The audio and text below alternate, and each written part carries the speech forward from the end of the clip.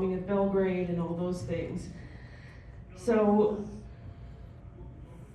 it was called the Kingdom of Yugoslavia then, but by the time they grew up and met each other, it had become communist Yugoslavia. And they were falling in love, and then her father was drafted into the army, and he thought, well, I'll serve my country, but I'm not going to hold a gun, because his religion forbade him to hold a gun. He claimed to be a conscientious objector, and he was very naive about it, so he decided, I'll just go tell them I'm going to be a medic.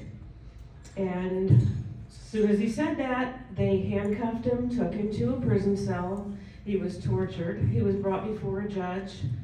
He was sentenced to 2 years hard labor, and he survived it. Most of the prisoners in those labor camps back then, the murderers and other criminals, just worked hard all day and got a nice meal at the end of the day, but the political prisoners and the religious prisoners were being starved, slowly starved, and he had to appeal and lost the appeal, but he survived. So I'm going to turn it over to Elizabeth for just a minute. She's going to talk some more. About 4 years ago, shortly before my father passed away, he asked me to write this story, and you have to forgive me for what I said to him. I said, well, number one, I'm not a writer. Number two, this happened so long ago and so far away. Who's going to care? And last but not least, you're kind of nobody. So I felt it would be just a complete waste of time. I really, truly believe no one would care. And then, as Catherine had mentioned, Russia invades Ukraine on my birthday.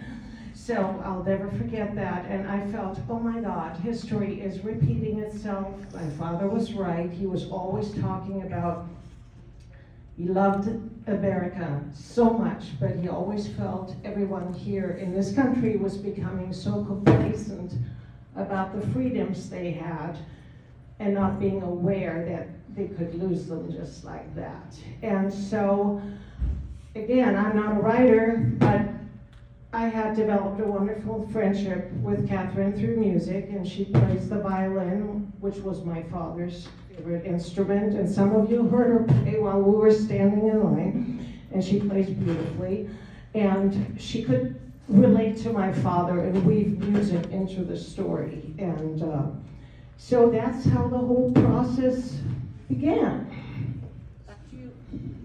Well, it began when Elizabeth gave me 2 DVDs of her father playing the violin and speaking to a Seventh-day Adventist congregation. And I said, we don't have enough here. We have a little pamphlet worth. And so she started digging, and she found his diaries. She found the letters that he'd written to his mother when he was incarcerated. And we put the whole thing together like a puzzle and just organized it and sat together.